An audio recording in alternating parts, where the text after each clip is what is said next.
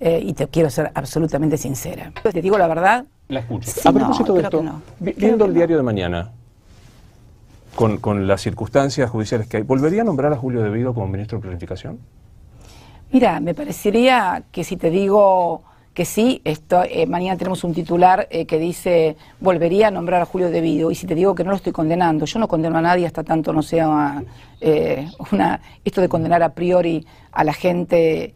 Creo que te he escuchado también a vos en otras oportunidades decir que nadie puede ser sometido a un juicio mediático y que necesariamente hasta que no es condenado ¿por ahora? Es inocente. Así que no me parece que es una respuesta que te pueda contestar satisfactoriamente. ¿Sabes por qué? Porque encierra la trampa, por así decirlo, y sin ofenderte, de lograr un titular. No lo nombraría, lo nombraría. Me parece que es una hipótesis que además no tiene ningún sentido. Es casi curiosidad histórica, le confieso. Sí, no es curiosidad histórica. ¿A Mago Wood lo nombraría nuevamente vicepresidente? Bueno, podemos empezar a decir cada uno de los funcionarios que tienen algún proceso. ¿Vos querés que yo hable mal de los funcionarios que tienen un proceso y los condene yo? No. Mira, no se va a dar más eso, así que sería una hipótesis que... ¿Por qué vamos a hablar de cosas que no van a suceder? Vos me estás preguntando sobre cosas que no van a suceder. ¿Para qué? Para hablar respuestas que tengan impacto mediático. Entonces me parece, sinceramente, que hay un tanto sesgadas las preguntas y un tanto sesgadas las reflexiones. Con mucho respeto y cariño. Convendrá conmigo que lo puede decir absolutamente y con mucho respeto, lo vuelvo a preguntar. Ambos con mucho respeto nos decimos las cosas. Absolutamente. Sí.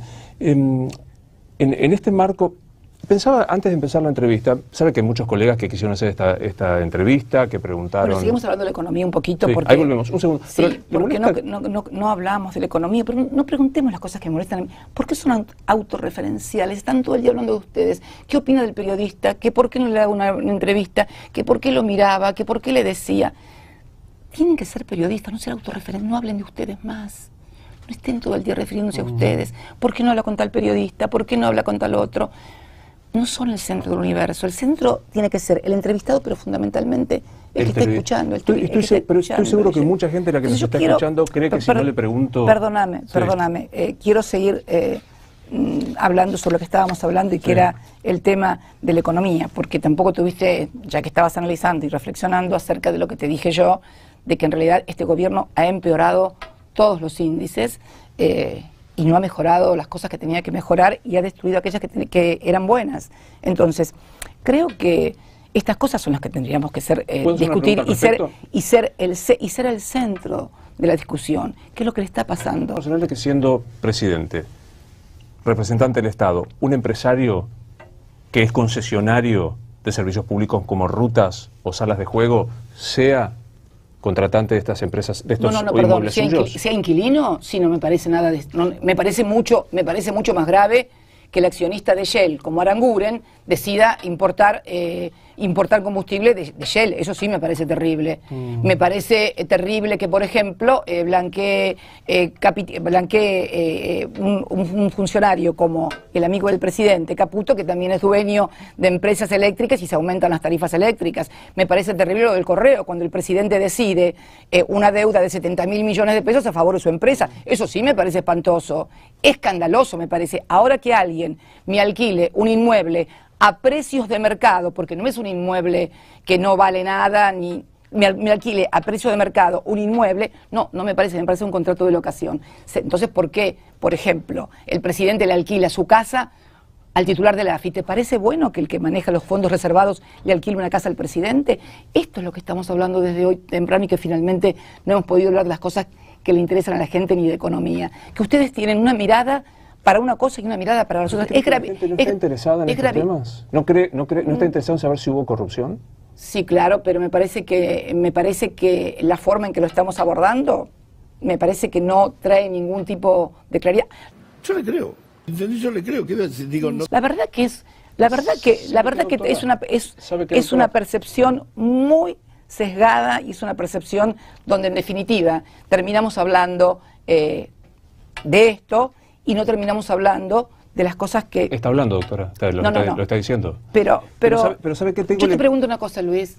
¿Cuál es la razón para una visión tan diferente según sean funcionarios del gobierno macrista o según sean funcionarios del gobierno peronista? ¿Sabe la impresión que yo tengo, tomando la acusación de sesgado, que usted no me está contestando concretamente. ¿Cómo que no te estoy contestando? No, espere, no me está contestando específicamente lo que le estoy preguntando, sino me está diciendo, pero mira que también hay techos. No, te estoy contestando, te estoy contestando, que los alquileres, te estoy contestando, Luis, por favor, que los alquileres eran alquileres de inmuebles que valían, el precio está determinado, está aprobado en los contratos. Pero casualmente en los alquileres se le otorgó la mayor concesión de obra pública de la historia. ¿A quién? A Lázaro Báez. No. El 83% de la obra pública de Santa Cruz es de Lázaro Báez. Por favor. El primo del presidente, Pero me entiende que vuelva a contestarme con un ejemplo mal de muchos, consuelo de tonto. Pero no es eso, pero que si fuera cierto que es el que tiene más contratos, porque pero en Santa Cruz, porque era una empresa que estaba en Santa Cruz. Y si vos vas a Corrientes, vas a encontrar la empresa... empresa... En Corrientes estaba Lázaro Báez. Hay otras empresas mucho más importantes. No, me parece que doctora, para seguir es con muy esto, sesgado realmente. ¿Qué sensación Pero tuvo? me encanta que me preguntes esto, está claro que no me siento molesta ni nada. Pero me gustaría que tengamos después al mismo tiempo para seguir discutiendo. Tenemos todo el tiempo que usted quiera. Bien. Todo el tiempo que usted quiera. Bien. ¿Qué sintió el 14 de junio del 2016 cuando se enteró que José López tiraba bolsos en el convento? Te voy a agradecer mucho esa pregunta. Vos sabés que es una cosa muy fuerte, fue una cosa muy fuerte. Y cuando vinieron a decirme, a contarme, no alcanzaba a comprender la escena. Me parecía brutal, me parecía grotesca, no entendía qué había pasado. Y después tuve una gran indignación y un gran enojo, pero mucho.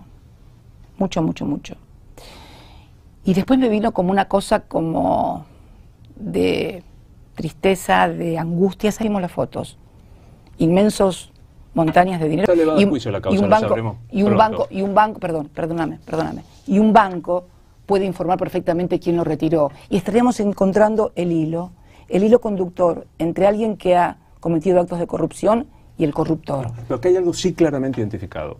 José López tenía los casi 9 millones de dólares. Esto no hay duda. Enfoquémonos en esto. ¿Puede creerse que un secretario de Estado suyo, que comenzó a trabajar con el doctor Néstor Kirchner en 1990 en Río Gallegos como secretario de Planeamiento? No, nunca fue secretario de Planeamiento en Río Gallegos. No. Fue secretario de Obras Públicas y Urbanismo. Sí. Fue secretario de Obras Públicas y Urbanismo en la provincia. En la municipalidad primero. No, en la municipalidad nunca fue secretario de Obras Públicas. Luego hasta el 94 vocal del Directorio de Administración General de Vialidad Provincial y luego presidente del Directorio del Instituto de Desarrollo. Está en la página del propio José López cuando asumió. Más allá de esto, desde el 90 hasta hoy, hasta que se fue del gobierno, tenía una vinculación. ¿Cómo puede pensarse que por lo menos el ministro fuera ajeno de esto y no el jefe de Estado de lo que ocurría? Mira, Luis, es muy difícil estar en la vida de los funcionarios. ¿A vos te parece que yo puedo saber, un jefe de Estado? Hay miles, cientos de funcionarios. Y realmente saber qué es lo que está pasando en cada funcionario. ¿Podría, por ejemplo, el actual presidente decir que sabe lo que hace cada funcionario? Eso es imposible, Luis. El que diga eso está mintiendo. Y el que diga eso se va a equivocar. Es imposible, Luis, saber lo que hace cada funcionario. A punto tal que cuando pasó esto que te estoy contando, el impacto fue tan grande que a mí me costó creer. No podía creer lo que veía. No lo podía creer. ¿Robaba para él o robaba para alguien más? Bueno, creo que es una respuesta que tiene que hacérsela a él. Me parece que no me la puede hacer. ¿Nunca se lo preguntó a Debido usted? No, yo después, esto pasó ya cuando 14 de junio de 2016. Esto pasó cuando ya había terminado el gobierno. Yo prácticamente todo el año pasado estaba prácticamente en el sur. Esto no pasó en medio del gobierno realmente. Así que, en realidad, y aparte, yo solo pregunto a Debido, y Debido me va a decir, sí, lo sabía, ¿y qué me va a contestar? ¿Que sí que lo sabía? ¿Usted cree que Debido lo sabía? No puedo decir, no puedo contestarte eso, Luis. No puedo contestarte eso, Luis. Si yo creo que Debido lo sabía, no, pienso que no, porque pienso que me lo hubiera dicho. Pienso que me lo hubiera dicho al menos para advertirme del problema y del peligro, si se quiere. No, sinceramente no. Yo le creo. Yo le creo. Digo, Me gusta mucho que me hayas hecho esa pregunta. Me encanta que me hayas hecho esa pregunta de López. Pues es que es una cosa que tenía acá, que logré. Y yo en ese momento, cuando pasó eso de José López, fue terrible. Y para mí fue muy fuerte. Creo que lo odié en ese momento, José López. como pocas cosas he odiado en mi vida. Si te lo tengo que decir, lo odié. ¿Me puedes dar un poco de agua? Sí, claro, por supuesto.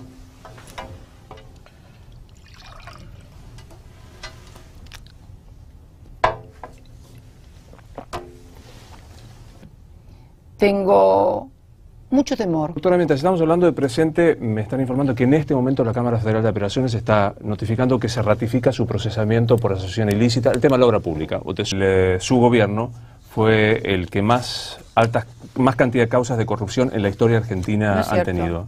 Tengo las cifras de la Cámara de Apelaciones. Son 2.061. Ah, bueno, sí, pero sí han procesado hasta ordenanzas, Luis. Esta frase que vos decís, se robaron todo, y también te agradezco que me la digas, se robaron todo, y los que blanquean plata negra son otros. Perdón, déjame terminar la idea. Claro. Se robaron todo, y mientras se robaban todo, crecía la economía, había préstamos, había inclusión social, había trabajo, había nuevas empresas. ¿Cómo hacíamos para hacer todas esas cosas, fundir el país y que al mismo tiempo, o vaciar el país y que al mismo tiempo pasara todo esto? ¿Vos te das cuenta que hay una inconsistencia entre lo que se dice, más allá de que, ojo, yo no quiero defender quiero que esto quede claro, no quiero defender a ningún funcionario que haya cometido ningún delito, en absoluto. Doctora, si esto fuera cierto, quiero decir que... Perdón, si vos una frase. Sí, y te quiero ser absolutamente sincera. Te digo la verdad, a ver, Luis, no seríamos honestos si no reconocen que... reconoce que la identidad, obviamente. Ojo, yo no quiero defender quiero que esto quede claro, no quiero defender a ningún funcionario que haya cometido ningún delito, en absoluto. Pero, a partir de hechos, querer generalizar y decir que un gobierno es corrupto, no, eso no es justo. No es justo porque no fue así. A mí me parece a mí que el saldo de 12 años y medio, con todo lo que se hizo y se construyó en este país, me parece que lo que se quiere invalidar fundamentalmente es un gobierno, más que una lucha contra la corrupción. Porque además, te vuelvo a repetir, y no es que quiera comparar con lo que es ahora, pero no me parece... ¿Sabés qué pasa? No me parece honesto, no me parece coherente plantarse como adalid de la lucha contra la corrupción e ignorar lo que está pasando, porque entonces pienso que no es una lucha contra la corrupción, es estigmatizar a un gobierno, no porque hubo 2, 3, 4, 5 o 20 funcionarios corruptos, sino porque lo que se está invalidando en definitiva, son las políticas de ese gobierno. ¿Qué es lo que está pasando en Brasil? Te aclaro que no es ninguna originalidad en la Argentina. Pasa también en la Argentina. Es una estrategia regional. Me sorprende, si me permite la valoración de esta charla, que yo le ofrezco una pregunta respecto de Cristóbal López. Por eso, de Cristóbal López y Lázaro Báez, si usted me contesta con Nicky Caputo y con pero es que no te contesto lo que me preguntaste y te digo que por qué no es en la misma, si el criterio es que es corrupción porque es un funcionario del Estado que le alquila algo a un contratista, ¿por qué no aplican el mismo criterio cuando pasa en el otro lado con cosas mucho más graves? Entonces reconoce que pasa esto. No. Te estoy diciendo que alquilaban a niveles y a precios de los que son de mercado. Y por el otro lado estamos hablando de negocios, de empresas que se benefician por las decisiones que los funcionarios toman en su calidad de funcionarios. A ver, pero perdón. Es consulta de curiosidad. ¿De verdad le parece ético contratar con los mismos concesionarios del Estado, como el caso de Cristóbal López y Lázaro Báez, para ustedes fueron socios? ¿De quién? De las empresas suyas. No. Contrataban con los sauces. ¿Pero cómo van a ser socios de empresas mías? Bueno, pero Luis, por favor. Pero contrataron con la empresa suya. Pero no son socios. Bueno, un contrato es un modo de asociación. No, un contrato de alquiler es un contrato... No, perdón, vos sos abogado igual que yo. Un contrato de alquiler es un contrato de alquiler. ¿Cómo un contrato de alquiler es un contrato de sociedad? Bueno, corrijo la expresión. Tenían contratos... ¿De alquiler? De alquiler. Pero muy interesante. Pero la empresa propiedad de su familia tenía un 66% de sus contrataciones con Cristóbal López, un 23% con Lázaro Báez. Esto hace que prácticamente fueran los contratantes privilegiados. ¿No le hace ruido con el hecho de después tener que entregar concesiones como salas de juego u obra pública? Perdón, las concesiones o salas de juego de obra pública, Cristóbal López no empezó a ser concesionario de obra pública con mi gobierno. Me parece que entonces teníamos que invalidar a todos los que son tendríamos que invalidar a todo empresario que es amigo del presidente o que lo conoce al presidente, no puede hacer... Eso es ley de ética pública. Convengamos, Lázaro Báez comenzó como cajero del Banco de Santa Cruz, ¿no? No, creo que era, si mal no recuerdo, gerente del banco. Tampoco es un parámetro eso. Yo he escuchado esto de que quien empezó como gerente... ¿Y cómo empezaron muchos empresarios? ¿Cómo empezaron? ¿Empezaron teniendo todo lo que tienen? No sé. Me parece que son parámetros que no miden realmente y no dan cuenta de la realidad. Esto es lo que me parece, sinceramente. ¿Cree que hubo mucha corrupción en su gobierno? Le voy a hablar de dos casos muy concretos. El secretario de Transportes y el secretario de la Pública están en la cárcel. Eso es un hecho. No sé si con garantías o no, pero es un hecho que están en la cárcel. ¿Qué imagen da eso? ¿Cree que hay una imagen de corrupción de su gobierno que le ha podido hacer daño en las elecciones? No, creo que hay hechos de corrupción. Creo que hubo hechos de corrupción y funcionarios que cometieron hechos de corrupción. Esto es innegable y creo que estos funcionarios deben responder por esos hechos. No tengo ninguna duda. Ahora, tachar a todo un gobierno de corrupción por el hecho de determinados funcionarios que pueden haber cometido hechos de corrupción, no. Yo no creo que haya ningún gobierno en el mundo que esté exento de que tenga funcionarios que hayan cometido actos de corrupción. Como expresidenta, que cataloguen a mi gobierno como una asociación ilícita, 3 gobiernos que fueron una asociación ilícita, o que mi familia es una asociación ilícita, me parece que no. Y me parece que como dirigente política y como dirigente de la oposición hay una clara maniobra de persecución política. Que esto también es... ¿Cuánto daño cree que le ha hecho esta idea de la corrupción extendida en su gobierno? Y le pregunto por un detalle que es muy llamativo, que a todo el mundo, que en el extranjero desde luego descoloca. ¿Por qué su hija tenía 5 millones de dólares en efectivo? No, perdón. Mi hija no tenía 5 millones de dólares en efectivo. No se hizo cargo de nada, pero echó culpas para todos lados. Yo le creo. Yo le creo. ¿Qué digo? No. Te toman por boludo. Te toman por boludo. Te toman por boludo. Ladrón que roba, otro ladrón no paga.